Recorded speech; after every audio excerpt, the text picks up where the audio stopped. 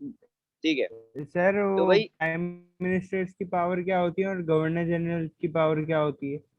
ये सारी मैं बाद में समझाऊंगा, अभी सिर्फ और सिर्फ प्राइम मिनिस्टर की मैं प्रोडा की बात करता हूँ, उसके ऊपर ध्यान दो। PRODA, इसकी फुल फॉर्म है public and respective officers disqualification act. क्या? Public and respective officers disqualification act. इसके ऊपर 4 मार्क्स का सवाल आ चुका है और आ सकता भी है। तो भाई सुन लो, ये होता क्या। अगर कोई बंदा जो गवर्नमेंट ऑफिसर है, या कोई बंदा जो एक ओहदे पे तैनात है, वो पाया जाता है कोई भी गिल्ड करते हुए, कोई भी गलत काम करते हुए, कोई भी करप्शन, कोई भी किसी के खिलाफ किसी का हक मारते हुए, तो उसको 5 इयर्स के लिए नाअहल कर दिया जाएगा। अब नाअहल क्या होता है? नाअहल होता है कि वो अब इलेक्शन नहीं लड़ सकता, वो कोई पावर 5 साल तक के लिए नहीं मिलेगी। ठीक है। ये 5 साल तक के लिए था। ये 5 साल के लिए नाअहल होगा जो भी पकड़ा जाए, लेकिन बाद में उसको हटा दिया जाता है। बाद में, अभी तो है। ठीक है। साथ साथ इनको, ये तो प्रोटा था, फिर इनको 16 अक्टूबर 1951 में इनके ऑफिस में जाके शहीद सैयद अकबर अली एसेसिनेट कर देता है। ठीक है। और इनको टाइटल मिलता है शहीद मिल्लत का, जिसके मायने होते हैं मार्टायर ऑफ द नेशन, और एक कायदे मिल्लत का, लीडर ऑफ द नेशन। ठीक है। Now we come to second prime minister of Pakistan, Mohammad Ali product कितने बोगरा। टाइम के लिए कंटिन्यूड रहा था? कितने टाइम के लिए रहा था ये? 51 में आया था, आई गेस। हाँ, 51 में आया था। और इसके बाद जो नेक्स्ट बिल आया था, वो आया था अभी इसी में है, इसी केस के, क्या कहते हैं, मोहम्मद अली बोगरा के अंदर ही है। उस बिल का नाम था, बिल का नाम क्या था? बिल का नाम था यार, इतने कंजेस्टेड नोट बने हुए हैं, समझ नहीं आ रहा कहाँ गया।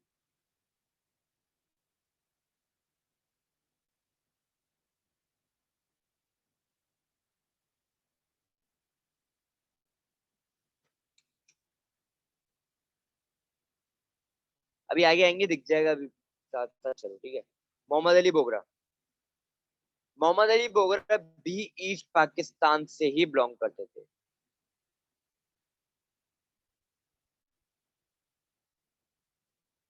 ईस्ट पाकिस्तान से बिलोंग करते थे। ठीक है।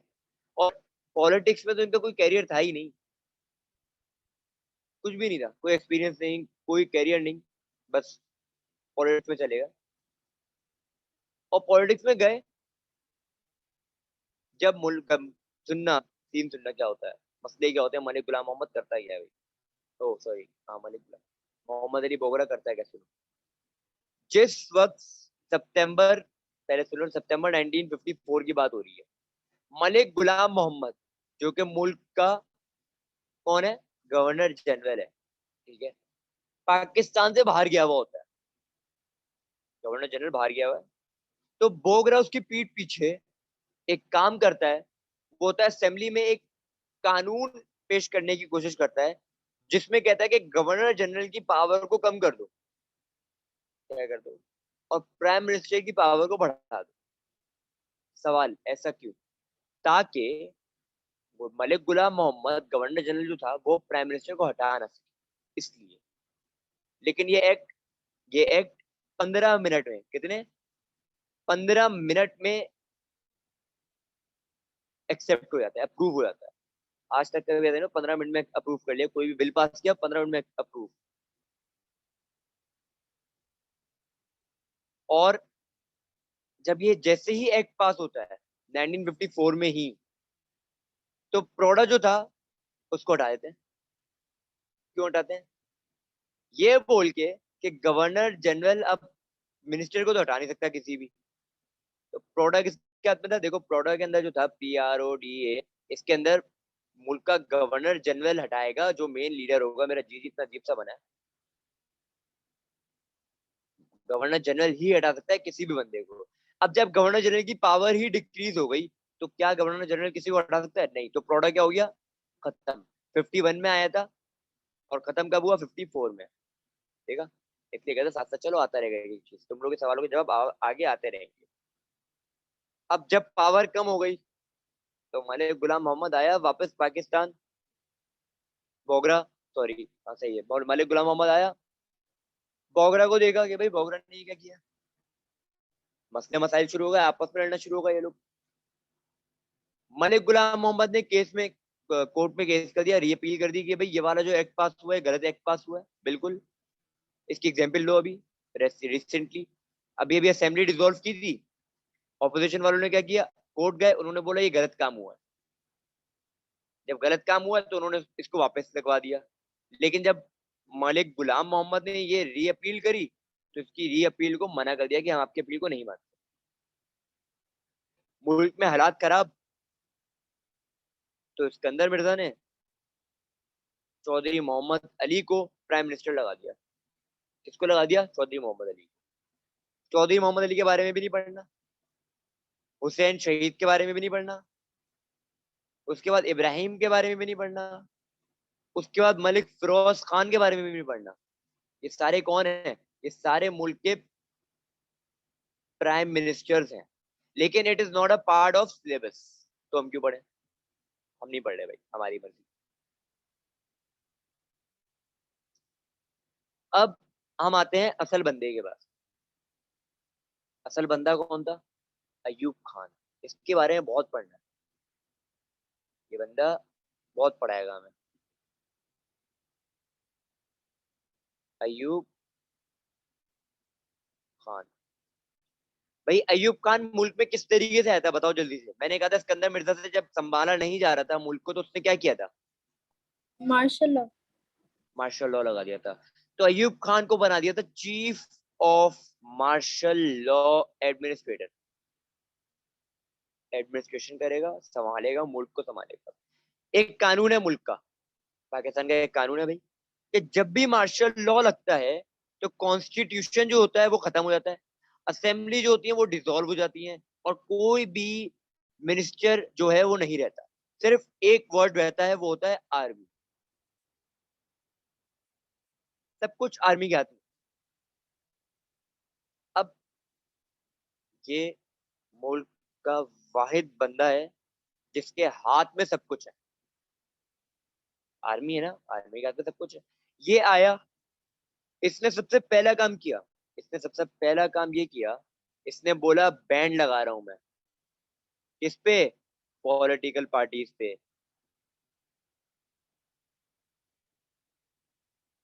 पॉलिटिकल पार्टीज पे बैंड लगा दिया। क्यों लगाया? भाई इसने बोला कि जो पॉलिटिकल पार्टीज है ना, ये पाकिस्तान के खिलाफ काम कर रहे हैं। आज के मुल्क, आज के दौर में, इस वक्त करंट सिचुएशन के ऊपर अगर थोड़ी सी नजरसानी कर लें तो सारे के सारे ऑपोजिशन वाले जो हैं इस वक्त, वो पाकिस्तान के अगेंस्ट काम कर रहे हैं। एंटी पाकिस्तान है काम ये वाला। यही हो रहा है, उस वक्त भी यही हुआ था, लेकिन उस वक्त अयूब खान ने बैंड लगा दिया तो कोई कुछ कर ही नहीं पाया। आर्मी का बंदा था। सेकंड काम क्या किया इसको? मुल्क का बनना था सबसे बड़ा लीडर। मुल्क का सबसे बड़ा लीडर कौन होता है जल्दी से बताओ? आर्मी मत बोलना प्लीज, आर्मी के अलावा होता प्रेसिडेंट। है, प्रेसिडेंट होता है। तो इसने प्रेसिडेंट बनने के लिए एक सिस्टम इंट्रोड्यूस करवाया था। उस सिस्टम का क्या नाम था? बीडी। क्या? BDA. BD basic system. Democracy. सही है, बेसिक डेमोक्रेसी। बेसिक डेमोक्रेसी, इसका मतलब, डेमोक्रेसी का मतलब समझ लो पहले, आज दोबारा समझा रहा हूँ, अभी थोड़ी देर पहले समझाया था। इसका मतलब होता है पीपल रूल। सिंपल अल्फाजों में बोलूँ तो, कि भाई हमारी मर्जी है, हम किसको सिलेक्ट करेंगे।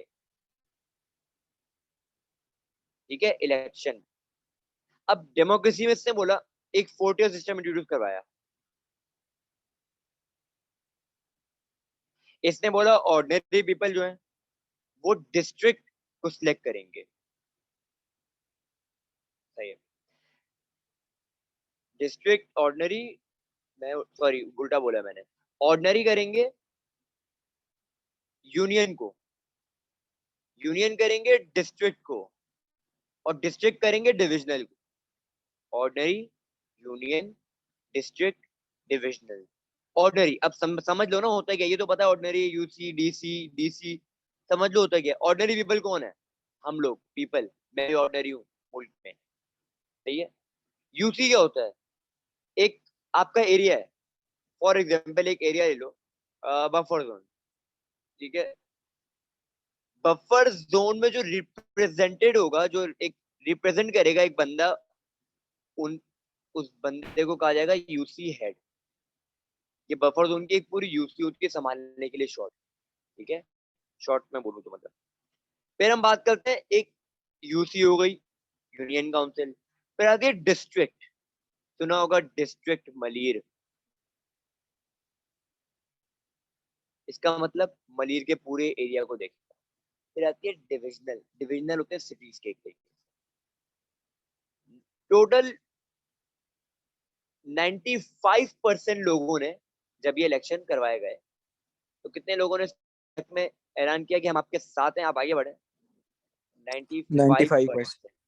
95%, ठीक है।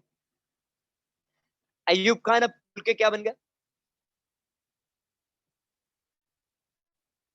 क्या बन गए? प्रेसिडेंट। प्रेसिडेंट बन गए। नेक्स्ट कितने सालों के लिए? 5 साल। नेक्स्ट 5 years के लिए। Excellent job. अब एक वाहिद बंदा था जो मुल्क में आया, पाकिस्तान में आया, 5-5 साल हुकूमत करी, चला गया, उसके अलावा कुछ था ही नहीं जिसने 5 साल हुकूमत की। कौन था? अयूब खान। अब सुनो, इंडस वाटर ट्रीटी समझा चुका हूं, इसलिए मैं यहाँ नहीं बता रहा, लेकिन अयूब खान के दौर में साइन हुई थी एक दफा। फिर थोड़ा सा फ्लैशबैक दे दूं। कैनाल वाटर डिस्प्यूट था, पानी रोक दिया था, पानी खरीदने का बोला, खरीद लिया तो कुछ दिन, फिर बेचने का भी मना कर दिया, तो पाकिस्तान ने केस दायर कर दिया। केस का फैसला हुआ 1960 में। 1960 में वर्ल्ड बैंक के जरिए एक ट्वीटी साइन की गई थी जिसका नाम था इंडस वाटर ट्वीटी, जिसके अंदर कहा गया कि रिवर रावी, सतलज और ब्यास इंडिया यूज करेगा, जबकि झेलम, चेनाब और सतलज जो है वो झेलम, चेनाब और रावी कह रहा हूँ, झेलम, चेनाब और इंडस पाकिस्तान यूज करेंगे। इसमें बहुत सारे डैम्स बनवाएगा और construction cost New Zealand, Canada, China कह रहा हूँ, अमेरिका, यूके और वेस्ट जर्मनी ने मिलके दी। ये था Indus water treaty. Indus water treaty. अब आते हैं एक छोटे से मसले के ऊपर जो कि फॉरेन पॉलिसी को हमारी खराब करता है, ठीक है। वो था यूसी इंसिडेंट। क्या था? UC incident. What is UC incident? कोई बता सकता है? किसी को थोड़ा बहुत याद हो, समझना है तो। यूटू नहीं था? वो प्लेन वाला था ना, वो हमने अपनी बेस खैबर पख्तूनख्वा की वो अमेरिका को दी थी ताकि वो रशिया पे अटैक करे। Spy plane, I guess. बिल्कुल सही पढ़ रहे हो तुम लोग, बिल्कुल पढ़ रहे हैं भाई। एक स्पाई प्लेन था, सोवियत यूनियन जाना था उसको, मतलब रशिया जाना था उसको, रशिया की जासूसी करने के लिए। लेकिन अमेरिका तो वर्ल्ड पावर था ना। अब क्या करता है अमेरिका? अपना लैंड करवाता है प्लेन, ये जहाज है, ये जो जहाज बनाया मैंने छोटा सा, ये छोटा सा, इसको लैंड करवाता है पाकिस्तान में, पेशावर में। पेशावर में लैंड करवा दिया। अब पेशावर में लैंड करवा के कहता है 150 रुपए का पेट्रोल भरना भाई। 150 का पेट्रोल भरा और चला गया रशिया वापस फ्लाइट। अब पता चल गया रशिया वालों को कि भाई एक प्लेन आ रहा है, वो स्पाई प्लेन है। थोड़ा सदमा पहुंचता है, दुख होता है, लेकिन सदमा कब पहुंचता है? जब पता चलता है कि ये स्पाई प्लेन पाकिस्तान से उड़ता हुआ आ रहा है। तो इसकी वजह से पाकिस्तान और सोवियत यूनियन के ताल्लुकात खराब होते हैं। देखो ये जो मैं बता रहा हूँ ना, बहुत काम की चीज है इस वक्त। पाकिस्तान और यूके को देखा जाए तो इनका रिलेशन इंप्रूव हुआ। अगर हम लोग रिलेशन की बात करें आगे के सेक्शन 3 के एंड, पाकिस्तान और यूके का रिलेशन इंप्रूव हुआ, वो आए यहाँ पे लैंड करके उड़े। जबकि अगर देखा जाए तो इसी को देखते हुए पाकिस्तान और सोवियत यूनियन का रिलेशन क्या हुआ? खराब हुआ। अब आते हैं इनके कॉन्स्टिट्यूशनल रिफॉर्म पे। अच्छा अच्छा सर, वो खैबर पख्तूनख्वा में जो बेस प्रोवाइड की थी तो उसका नाम भी तो था एक। क्या कौन सी बेस? खैबर पख्तूनख्वा में नहीं थी, पिशावर में थी पहली बात तो। अच्छा हाँ जान, हाँ तो उसके नाम क्या था? एक, क्या नाम था नहीं बेस का नाम भी था ना एक। भाई? बेस का नाम तो नहीं पता, लेकिन अमेरिकन प्लेन बेस के तौर पे इस्तेमाल किया गया था, बस खत्म बात। अच्छा सर।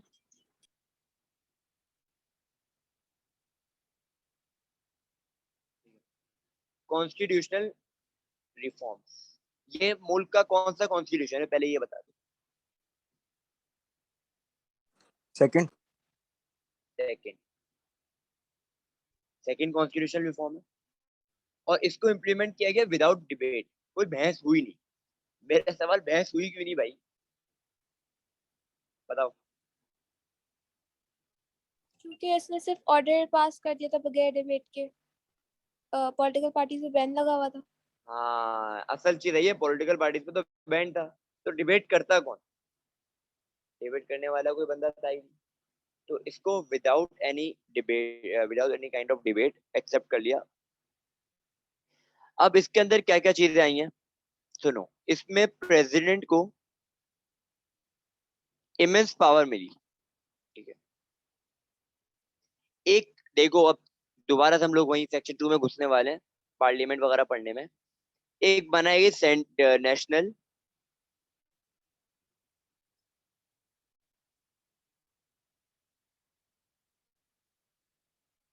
लेजिस्लेटर।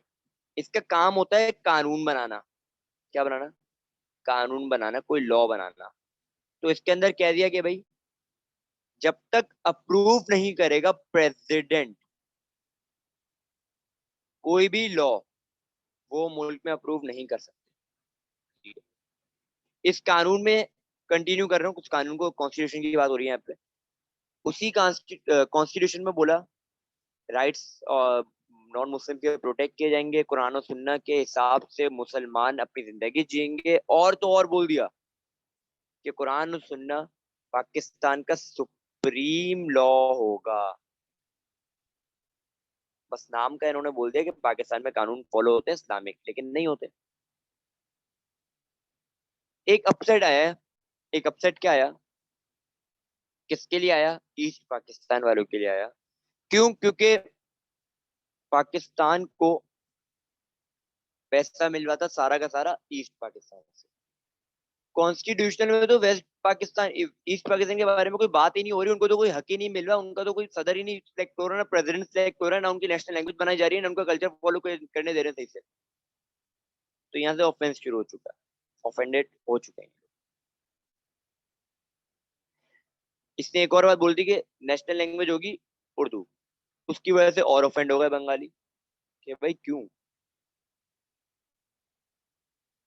और तो और एक और काम हुआ। कैपिटल कौन था पहले पाकिस्तान का? कराची। कराची। चेंज करके किसको बना दिया? इस्लामाबाद। इस्लामाबाद। तो भाई इन्होंने बोला ढाका क्यों नहीं? ढाका भी तो एक शहर है इतना बड़ा, वहां पे भी तो लोग आबाद हैं, वहां पे भी तो प्रोटेक्शन है, वहां पर भी तो लोग रह सकते हैं, वहां पे भी तो ट्रेड हो रहा है, पैसा हमारा, सब कुछ हमारा, हमारा हेड बनाओ, कैपिटल हमें बनाओ। तो बोला ढाका को कैपिटल बनाना चाहिए था, मैंने लेकिन अपने नहीं। नोट्स में यहाँ तक पढ़ा है, उसमें अयूब खान ने जो है बंगाली और उर्दू को दोनों को नेशनल लैंग्वेज बना दिया था। फिर ऑफेंड होते ही क्यों ये लोग, ये बताओ? फिर बांग्लादेश बनते ही क्यों अगर दोनों को बनाते? सलमान हाशमी ने भी यही पढ़ा है और मेरे स्कूल के मिस ने भी यही पढ़ा है। यार फिर मेरा वही सवाल है, कैपिटल जिस कंट्री का होगा, जिस जगह का होगा, वहां के लॉज फॉलो किए जाएंगे, या जो जिसको दबाया जा रहा है कोने पे उसके लॉज फॉलो किए जाएंगे? बताओ। कानून कौन बना रहा है? सारे प्रेसिडेंट। प्रेसिडेंट नहीं बना रहा है, कॉन्स्टिट्यूशन असेंबलीज बना रही है, लेकिन सारे अप्रूवल प्रेसिडेंट ही देता है, सही बात है। लेकिन जब एक वेस्ट पाकिस्तान वाले ने बोल दिया इस्लामाबाद हमारा कैपिटल है, उर्दू हमारी नेशनल लैंग्वेज है, तो ईस्ट पाकिस्तानियों ने बोला कि भाई हमारा ये मसला, ये मसला, ये मसला है। तो उन्होंने बोला चलो यार खुश हो जाओ, तुम्हें भी दे देंगे। लेकिन इन actual in facts and figures constitution में बंगाली को नेशनल लैंग्वेज डिक्लेयर नहीं किया गया था, वरना ऑफेंड होते ही नहीं भाई वो लोग। उनको गुस्सा आया क्यों था उनको, बंगाली को नहीं क्लिक किया। इतने माइनर चीजें। नाउ अब हम आगे आते हैं, वो है इंडिया एंड चाइना वॉर। अब देखो ये हम लोग रिलेशन पढ़ रहे साथ साथ, अगर अभी पढ़ लिया तो आसानी है, एंड में अभी समझ लिया आसानी है, लेकिन एंड में अभी सही नहीं पढ़ा, एंड में भी मसले अभी भी मसले। यार आप लोग बोलोगे सर पागल हो गए हैं, वॉर इंडिया चाइना की हो रही है, पढ़ ले पाक स्टडीज है, पता नहीं क्यों बीच में पढ़ा दिया उन्होंने। सुनो भाई, इससे क्या ताल्लुक है पाकिस्तान का? होता कुछ यूं है कि इंडिया और चाइना की वॉर होती है हिमालय के बॉर्डर पे। हिमालयस किधर है? टोपोग्राफी पढ़ा चुका हूँ, गलत जवाब दिया ना अच्छा नहीं होगा। किधर है हिमालयस? नॉर्दर्न एरिया में पाकिस्तान के। एग्जैक्ट सेंटेंस बताओ जो मैंने बताया था।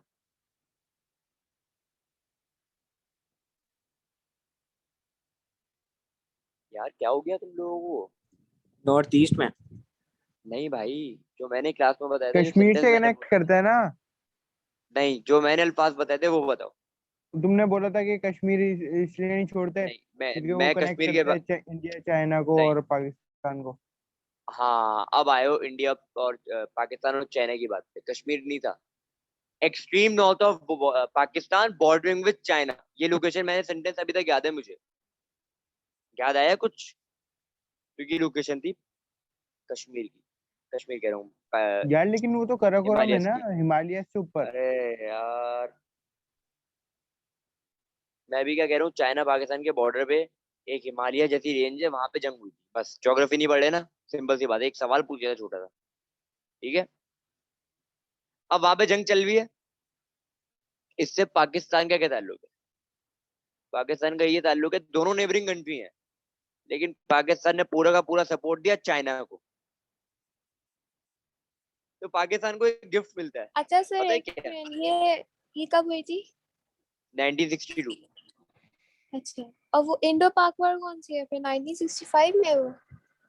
वो अलग होगी, वो अलग है। अच्छा, सर। हाँ वो अलग है। सुनो, इंडिया और चाइना की वॉर चल रही है, और गिफ्ट देखो क्या मिलता है पाकिस्तान को। चाइना, पाकिस्तान सपोर्ट दे रहा है अपनी चाइना को।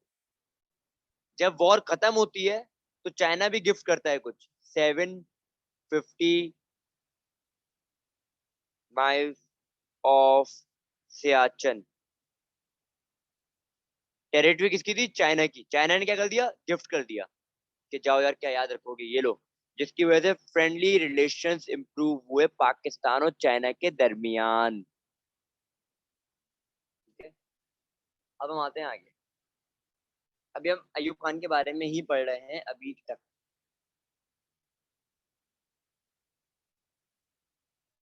अयूब खान के बारे में आगे, ठीक है।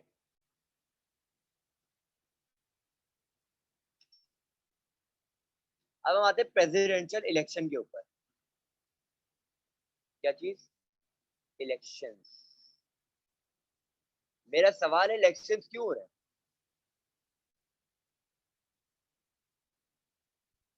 इलेक्शंस करवाने की वजह?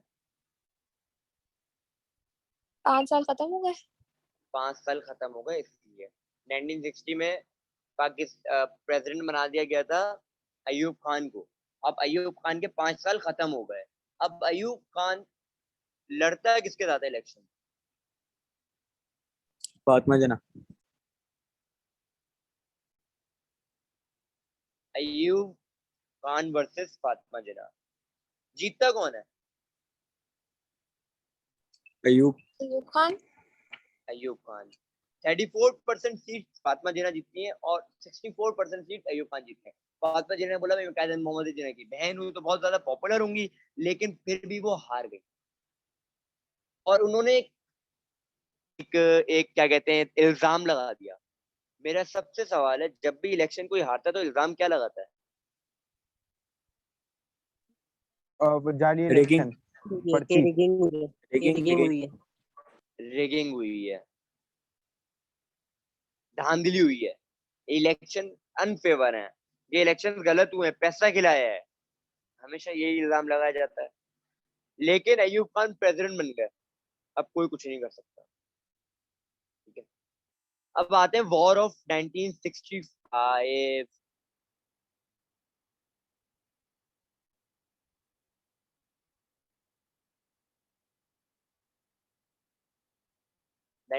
की वॉर, ये पाक इंडो वॉर है या इंडो पाक वॉर है।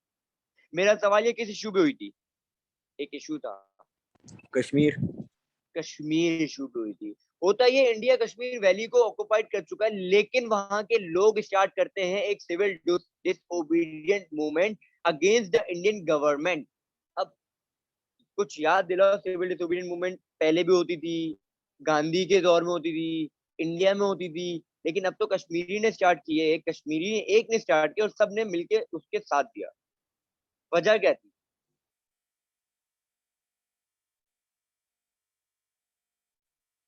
वजह क्या थी? यार वो मेरे ख्याल से हुजूर सल्लल्लाहु अलैहि वसल्लम के बाल मुबारक वो हिंदुओं ने इल्जाम था कि हिंदुओं ने चोरी कर लिए। बिल्कुल सही। ठीक है, ये कहा था एक बंदे ने, उसका नाम था बाल, नाम ही बाल था। ठीक है, दरगाह बाल, दरगाह में एक बंदा था, उसका तो नाम था हम ये बाल। डालेंगे? हाँ मैं बता रहा हूँ ना, सुनते रहो, डालना पड़ेगा क्योंकि है, फैक्ट है। सही है, दरगाह बाल है, दरगाह में एक बंदा है जिसका नाम है बाल, कश्मीर में। वो इल्जाम लगा देता है कि भाई बाल चोरी हो गए आप सल्लल्लाहु अलैहि वसल्लम के। उसकी वजह से सारे मुसलमान खड़े हो जाते हैं कि भाई ये क्या, बहुत गलत हुआ। हिंदू और मुस्लिम आपस में लड़ना शुरू, इंडियन फोर्सेस बॉर्डर क्रॉस करती हैं और वॉर शुरू हो जाती है। अब यहाँ पे मेन किरदार आता है भुट्टो का। भुट्टो बहुत डैश आदमी था, बहुत ज्यादा डैश आदमी था, डैश डैश डैश, खाली जगह खुद पुर कर लेना। भुट्टो, अब देखो होशियारी, भुट्टो की होशियारी। भुट्टो बहुत ज्यादा है ना होशियार, ढेर होशियार था। उसने अयूब खान को बोला कि आप पाकिस्तानी सोल्जर को डिस्गाइज करवाएं और कश्मीर भेज दें ताकि वो लड़े और आ जाए, जीत के आ जाए। क्या कह रहे हैं? डिस्गाइज करके जाएं, अपने आप को है ना चेहरा रूप बदल के जाएं, आराम से कश्मीर में जाके बैठे, इंडियन आर्मी को लड़े और आ जाए। अयूब खान की गलती थी, उसने ये एक्सेप्ट कर ली ये वाली बात।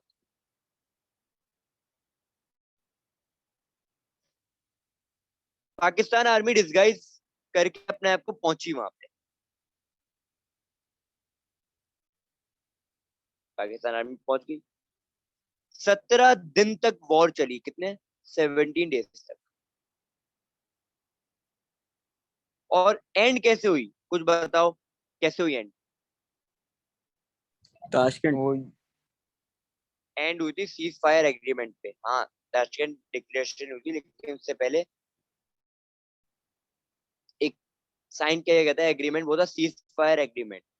इस्लामियत की बात करते हैं यहाँ पे। ट्रीटी ऑफ सुनो सुनो, इस्लामिक, हाँ बोलो। ट्रीटी ऑफ तशकीद नहीं साइन इन दोनों के बीच में।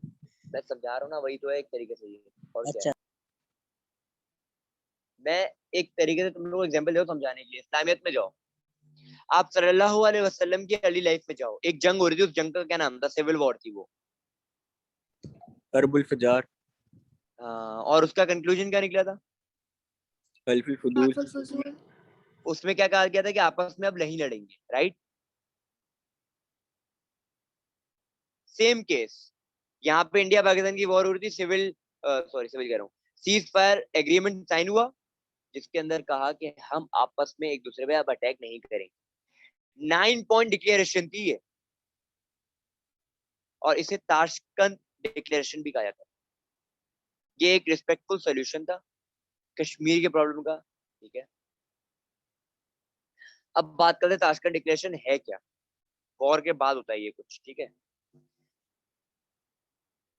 1966 ताशकंद मेरे डिक्लेरेशन। पास तो 65 लिखा हुआ है. 66 लिखा है मेरे पास, और मेरे पास इस वक्त नोट्स इनके हैं, क्या कहते हैं, MYM सर, मोहम्मद यूसुफ मेमन के नोट्स हैं, बाकी मुझे नहीं पता। वॉर खत्म हो गई। 1966 में ये मुजीबुर रहमान अपने 6 पॉइंट लेके आया था ना, ये बता रहे हाँ हैं? सात। नहीं नहीं, मैं भी ताशकंद बता रहा हूँ, ताशकंद के बाद मुजीबुर रहमान के 6 पॉइंट्स आएंगे, ठीक है। सही है। रशियन प्राइम मिनिस्टर था जिसका नाम था मिस्टर कोसिगिंग। उसने अयूब खान को पाकिस्तान से और लाल बहादुर शस्त्री शस्त्री, हाँ, इंडिया से, इन दोनों के बीच में एक एग्रीमेंट साइन करवाया। उसका नाम क्या था? Tashkent agreement. ये साइन करवाया ताकि वॉर को रोक दिया जाए और अपनी अपनी आर्मी को पीछे कर लिया जाए वापस। इस क्या कहते एक हैं, इस मिनट वापस बताएं। इस दोबारा बताता हूँ भाई। ताशकंद एग्रीमेंट, एक रशियन प्राइम मिनिस्टर था, उसने पाकिस्तान से अयूब खान को बुलाया और इंडियन से बहादुर शस्त्री को बुलाया और बोला कि भाई अब आप है ना अपनी अपनी वॉर को पीछे कर लो वापस, अब लड़ने की कोई जरूरत नहीं है, ठीक है। अपने बंदे जो आए हुए हैं, अपने बंदे जो भेजे हुए हैं यहाँ पे, जो आर्मी भेजी हुई है, उसको आप वापस ले जाओ अपने मुल्क, ठीक है। और उसके साथ साथ एक और बात बोली। वो बात ये थी कि कोई भी मुल्क दूसरे मुल्क के बीच में नहीं बोलेगा, इंटरफेयर नहीं करेगा उनके अपने मामला। इंडिया पाकिस्तान में नहीं कर सकता, पाकिस्तान इंडिया में नहीं कर सकता।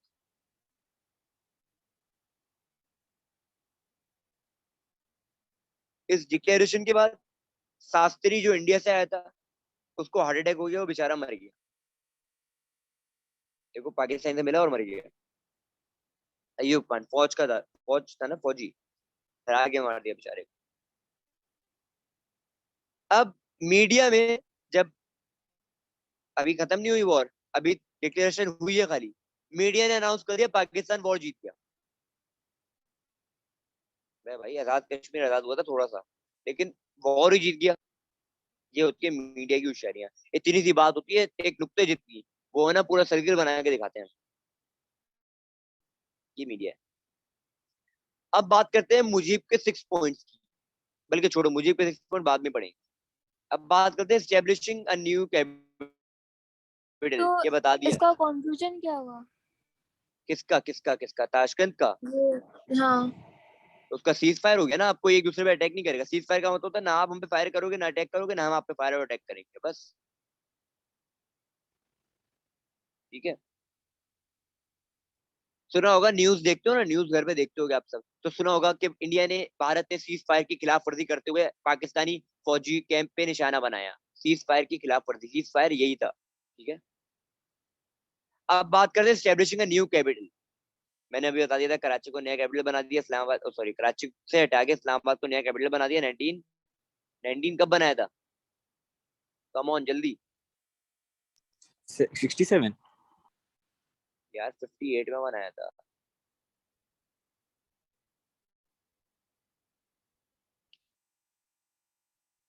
सिक्सटी सेवन में तो बेचारा जा रहा है। खैर, अब बात करते हैं मेरे पास 67 डाउनफॉल ऑफ। लिखा है। भाई मेरे 67 में बना था, लेकिन जो एक कमेटी बिठाई थी ना कि आप नया कैपिटल ढूंढो, वो बिठाई थी 50, अभी क्या बोला था मैंने, 57 बोला था। 58 में। सुनो सुनो 68 सुनो, मैं समझा। 68। सुनो यार, सुन लो, देखो 58 लिखा हुआ है।